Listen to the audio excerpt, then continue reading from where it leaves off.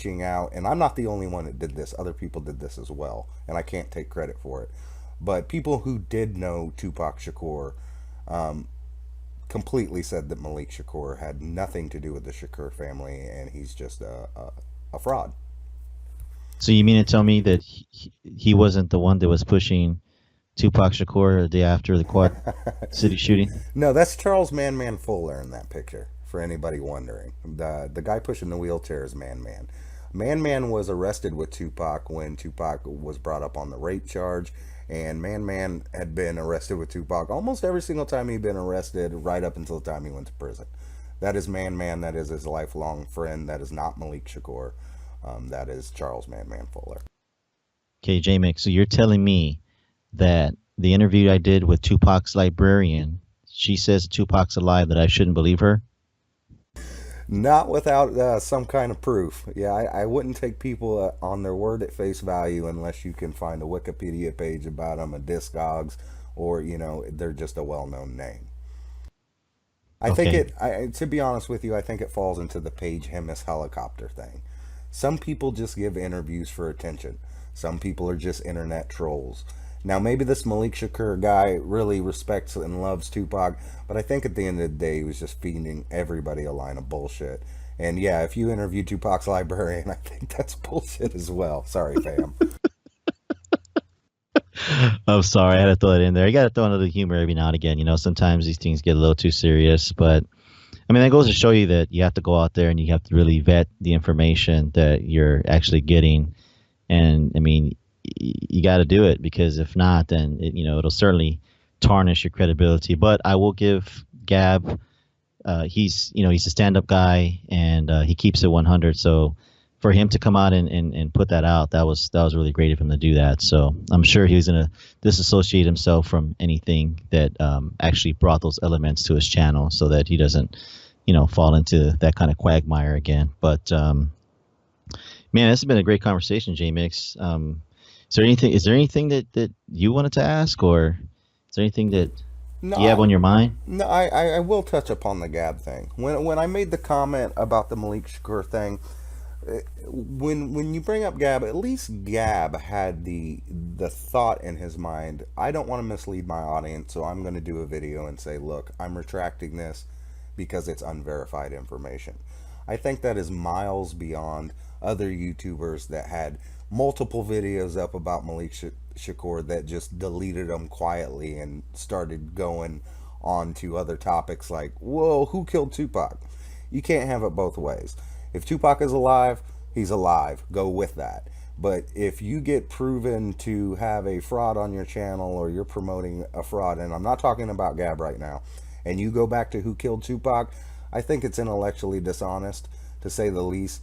Gab's always been a real cool dude with me, and I respect him coming out and saying, look, it was unverified information and I retract it. And that's the right thing to do. Hopefully, just with anything, or anybody, he learns from that. We all make mistakes. But I do want to say something about my channel, and I want to defend RJ Bond just for a little bit. A lot of people have a problem with RJ Bond because they don't like him, or they don't agree with his theory. One of the reasons that my relationship with RJ Bond is so strong is because when RJ Bond tells me something, or even to the minutest detail, RJ Bond will back it up with a document. So he doesn't just say things. And he has taught me over the course of the last 8 years or so, before you put something out, you want to vet it. You want to at least get a witness statement, someone who knew Pac, or you want to get a police file to back up what you say. And I take great pride in that. So if I put something out on this channel, or RJ Bond says something on this channel, you can take it to the bank that there is either a supporting document or a supporting witness to back up what is being said on this channel. Perfectly said, or it's perfectly said about RJ. He's like I said, everybody has been kind of stand up. I mean, there's some individuals that you kind of have to take it with a grain of salt on what they say. But just moving on, I want to go back to Orlando Anderson, and I want to really focus on the Corey Edwards statement. Now, in that series that came out, when Corey Edwards came out and said that they actually went back to the 662 Club to get a fair one, is what he said, a fair one, which would have been him and Orlando Anderson going and to me that sounds like a fight. Do you believe that they went initially to 662 to seek a fair one, or do you think that was a lie? It's hard to make that call because like I said, I was in contact with production during the beginning. I mean, it took about a year and a half for that show to actually find its grounding. Corey Edwards was pretty upset about the way he was portrayed. I don't know if he was edited out of context. I know that he made claims that he was edited out of context, but let's say that they did go to 662. What has already been established is Orlando Anderson, during all this time, people have to keep this in mind. After the fight, Tupac and the Entourage were already gone. So we see live on camera, we see that surveillance footage of him being interviewed by hotel security, him walking off with other people. Corey Edwards had put him in the bar. There's other witnesses that put him in the bar. And if you go by the time frame, Vibe magazine famously did this time frame of what version of events would have to happen for the shooting to happen the way it did. It is virtually impossible with the official narrative of Orlando Anderson getting beat down to the time that he leaves being talked to by security. It is virtually impossible for them to make that route in the time that they did. If the statement that they edited of Corey Edwards saying that they went to 662 to get a fair one, it's very possible. But also keep in mind, if that statement is true, or if that is the aha statement, it flies directly in the face of murder rap, which the Keefe D confession says that that's not what happened at all. So you can't have it both ways when it comes to Corey Edwards. Yes, yes, correct. And speaking of murder rap, I did watch that science fiction film, and it was a wonderful piece, by the way. And I do want to mention to you though, on murder rap, when they say, actually he mentions Orlando Anderson, and this goes back to the Jake Robles shooting. And there's actually a book, it's called Dancing with the Devil, that I believe his name is Mark Curry, wrote the book, and he used to be associated with Brother Love or whatever his name is these days. Well, he says in that book that Jason Brown was actually the shooter of Jake Robles, but in murder rap, Greg Kading states that it was the guy in the powder blue jacket, which one of the police officers that was there off duty working, after hours to make some extra money, that he identified Orlando Anderson. Now, would you be in agreement that if Orlando Anderson killed Jake Robles that night in 1995, that he probably, especially with all the power that Death Row had, that he probably would have not made it to that night in September 7th? Would you agree with that? I would absolutely agree with that. It's funny that you bring up that story because Greg Kading says years later, that this police officer, I think it's Jeffries, I might be wrong about that. I have that full report up on my channel.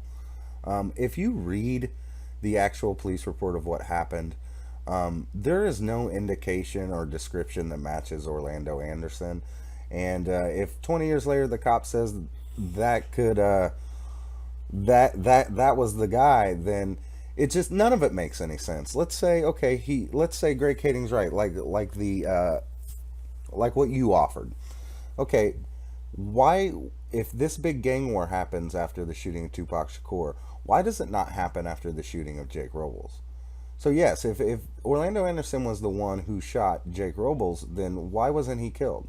And if Orlando Anderson was the one who shot Tupac and everybody knew it, then why wasn't he targeted in the gang war that happened in Compton afterwards? It just doesn't. Well, It takes a far reach of logic thought. You want to talk conspiracy theories. I mean, the conspiracy here is that Orlando Anderson is murdering people and getting away with it. People are knowing that he's doing it, but nobody's doing anything to stop him. right, right. And so that's the first incident, right, with Orlando Anderson. Then the second incident would be the stealing of chains. And then the third incident would be of him supposedly killing Tupac Shakur. So he goes on for another 2 years and gets untouched by Death Row Records, but gets killed by somebody else. So you mean to tell me the biggest artist that you have in your record company and you don't seek any kind of retaliation, because let's face it, Death Row Records, as powerful as they were, and we can just come out and just say it, they were hitting people, and I don't mean hitting people, physically. I'm talking about taking people out. So if that was the case, then why didn't they take out Orlando Anderson? Supposedly, if he killed the highest paid artist on Death Row Records. So to me, that kind of just the story falls apart for me, especially that Robles gets killed in '95, and the guy in the powder blue jacket there is Orlando Anderson, supposedly. So I always say that Orlando Anderson must be the Teflon Don. And not only that, but if he was doing all these murders and he had this big rap sheet, then it goes to show you that the police in Compton weren't really doing their job. And it just seemed like everybody that night, Las Vegas, Compton PD, and you could even say LAPD, all their police investigating tools and knowledge went by the wayside, and they forgot to be police officers. Would you agree with that? Yes, I would. And to quote Frank Alexander, when asked why he changed his story, he said this to me. He said, "You would change your story too if you were watching Suge's homeboys kill people." It is it's well known. I mean, people say the streets are talking, but it's well known that people died as a result of crossing Death Row Records. And to bring up another fact when it comes to that, if it was Puffy, and Orlando Anderson in the powder blue jacket during the Jake Robles incident in Atlanta, then why would they threaten Mark Anthony Bell? Why would they threaten Mark Anthony Bell for Puffy's information when they knew who Orlando Anderson was? And the reason I can say that they knew at the time, this is in '95, who Orlando Anderson was, is because when the alleged gang war broke out in Compton, Reggie Wright Sr. personally drove to Keith Davis's house and asked him, well, he told him that, "I don't care what you do, but if my son," meaning Reggie Wright Jr., "is touched, it's your ass." So Reggie Wright Jr. himself knew who Keith Davis and Orlando Anderson were in 1995. So if Orlando Anderson was the shooter of Jake Robles, then why at the Death Row Christmas party would they be looking for Puffy's information and not going after Orlando Anderson? Very good point. Very good point. And not to get away from our conversation, but I'm kind of reading the board here, and we have different individuals saying that don't know how the streets work. Well, just to give you a little bit of information for you guys out there, I was a gang member in the '90s for quite a long time, so I know how the streets worked. And most of the time, when my homeboys did dirt, they didn't go out there bragging about it, because guess what? The guy who bragged about it was the first guy in jail. So I know how the streets work. And Jesse, I'm sure you know how the streets work too, because I know you said that you've actually have some friends that were affiliated or whatnot. So I just want to put that out there, because it seems like some of these guys that are out there think that their street is above all everybody else's, but now it's not, my friend. Well, I didn't grow up in the suburbs either. I'll say this. I have family members that are gangster disciples, which is pretty common if you grow up in Illinois, especially the northern parts. And the way that the streets have always worked here is it's tit for tat. If you shoot one of our friends or one of my family's friends, the first person getting retaliated against is the person doing the shooting. It is literally tit for tat up here. And I'm coming from the murder capital of the country right now. I'm telling you, the way, people can disagree with me, but the way the streets work is, you take something from me, I'm going to take something for you, and I'm not going to wait 2-3 years to do it. We're going to do it right now. And that's my understanding of how the streets work, but to each their own. Right. I hear you. And to everybody out there, Tidy Jones, please go to his channel. If you want to learn how to go broke in real estate, please go to his channel. You'll find yourself in bankruptcy court within 5 years, I guarantee you. So anyhow, we're going to move on to our next topic here, JMIX. I'm sorry. I got kind of carried away here listening to some of these, actually reading some of these comments out there. So no, you're fine. I actually forgot we were live. I don't even have the comments. So, oops. Yeah, we're live. We have Tidy Bo Jones. He's typing away, and he's having a great time. So just telling everybody out there, if you want to get a tutorial how to go broke in real estate, go to his channel. You'll be filing bankruptcy in the next 5 years. Anyhow, we're gonna carry on here, and man, this Is that is kind of like the I'll teach you how to be successful? Just PayPal me $500, and then when you no. PayPal me $500, I tell you get other people to PayPal you $500. No, no, he has he does this little real estate thing. Like he's trying to be the Armando Montalago, but in reverse. He's broke. He doesn't have any money, so he comes on the channel and he just says a lot of things. So I like to bust his chops. It's all in good fun. I'm sure nobody will actually go to his channel, but you got me stonewalled here, Jesse. I'm over here thinking about that. But any let me ask you, are you're doing the Tupac thing now? You've been doing it for a long time. You've been successful at it. Do you feel like any time soon that it may be coming to an end for you? Like you want to pursue other projects or other things? The thing about the Tupac stuff is, going back to the genesis of the interview, is, I did it to get knowledge. I found out pretty much everything that I wanted to ever know about Tupac. And I think the channel will go its natural course. There's other projects that I'm working on, and the channel will probably take a back seat to that.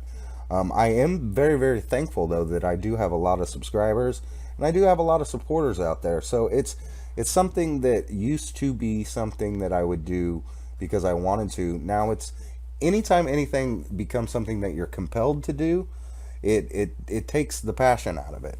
Um, I've said many times that I'm going to put up the unreleased interviews that I have. I have one with Frank Alexander that has never aired, and I'm gonna put out my back catalog that's been sitting stagnant, and I'm gonna move from there. I don't really know.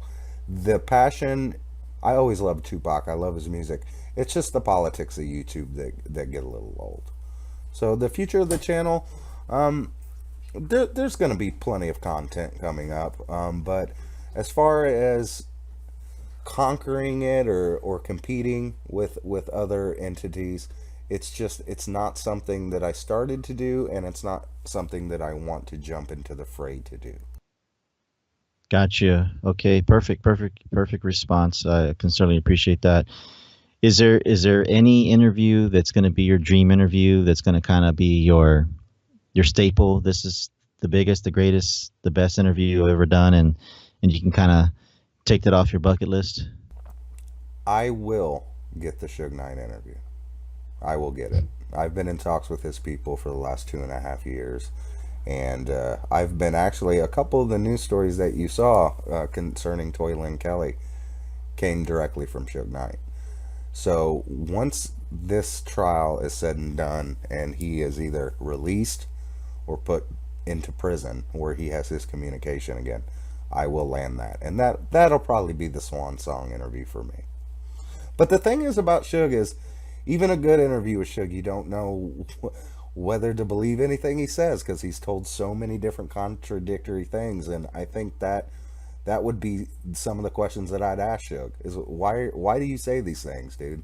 Why you tell people that Tupac is alive or they need to go after Puffy or co-sign Tupac 187? What's the end game? Do you think that he's gonna get free from these charges? Do you think he's gonna be able to dodge them? No. I think I think if you notice the progression of the case, it has gone strictly from the hit and run incident at Tams concerning Terry Carter to threatening F. Gary Gray to violating court orders. They seem to be piling more and more and more on top of Suge because I think that they know that the original case, and they still got the armed robbery with the photographer case hanging over his head that Cat Williams settled. But I think the weaker that the Terry Carter case got, the more charges that they were just going to throw on Suge. I think the end game is to put him in prison. And I think that they will be successful at that just because it's hard to fight the power structure. Yeah, I think some people are going to disappear, and I don't mean that in a bad way. I just mean it as in maybe the bribery of some of these witnesses may have worked to some degree, maybe in the robbery of the camera case, the other one that he's facing with the Tam's Burger joint, hit and run or whatever. I think that one's going to be a little hard to actually get away from. But I mean, you do have Claybone Jones or whatever Claybone, whatever his name is, going after Suge Knight with something in his hand. Do you think that was a radio, or do you think that was a gun? No, I absolutely believe that was a gun. I don't think that was a radio at all. I mean, when you watch the person pick up the item, they put it in their back waistband. Nobody does that with a radio. But I'll give it to him. I'll give him some credit where it's due. He did refuse to tell on Suge Knight or put Suge Knight in a position where he'd have to testify against him. So whatever street beef they had, I'll give it to Sloan for sticking to his guns and keeping street code when it comes to Suge Knight. I thought that was pretty honorable, if there can be honor in that situation. Now, if for some chance Suge Knight beats the charges, do you feel like he could ever create another successful record company? Not with his reputation in the industry. They have two feelings that I found out during numerous trips to LA. Either Suge Knight is just toxic to them, they don't want anything to do with him, or they're still scared of him from incidents that happened 20 years ago. I think Suge Knight, even on the streets, I don't think starting a record label would be his concern. His concern would be his own safety, because as we both know, there's been multiple attempts on Suge Knight's life, and it seems if the longer he stays in Los Angeles, if he's free, the higher the chance that he will be killed. And it's an unfortunate situation, but I don't think that he'll ever have another successful business. I just, not with the magnifying glass that is on him. And I think it's a shame, because I've talked to a lot of people that are real close to Suge to say he's a good dude.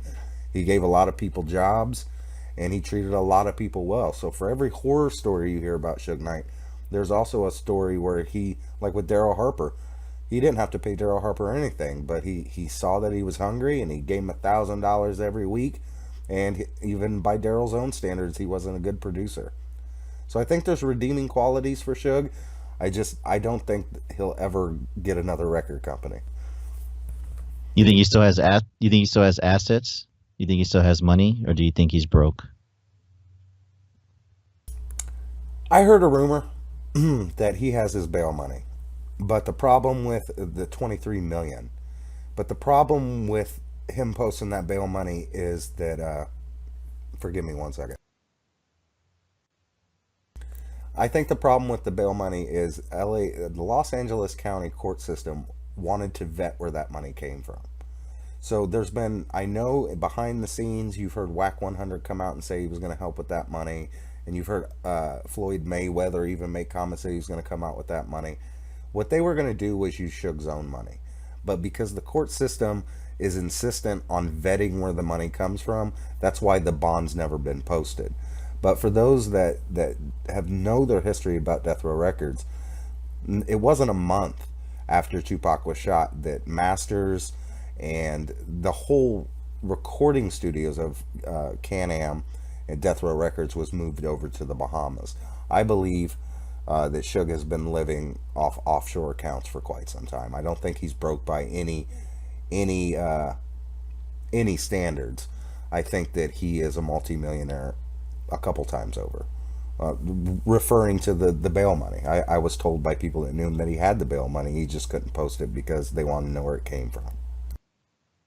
Do you feel like the reason why that they're actually, and I've heard it here and there, that they're being so hard on Suge Knight and pretty much suppressing just his liberties is because he knows a lot of information that would implicate LAPD and some of the crimes that were committed against, you know who, Notorious B.I.G. Do you believe that?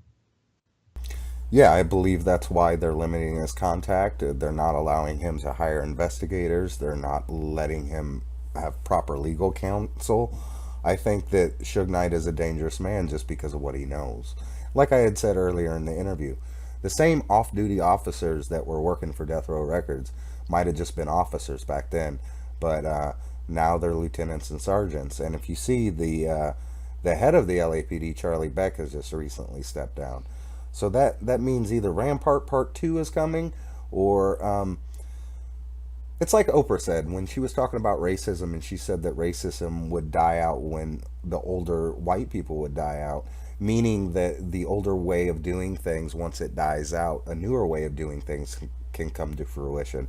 I believe the same thing is true with the Los Angeles Police Department. Once the older brass start to drop out of and they're not the top brass anymore, maybe we'll see more transparency with the Los Angeles Police Department, and that's my only hope for any kind of fairness when it comes to Suge Knight, or any kind of fairness when it comes to the solving the murder of Tupac Shakur.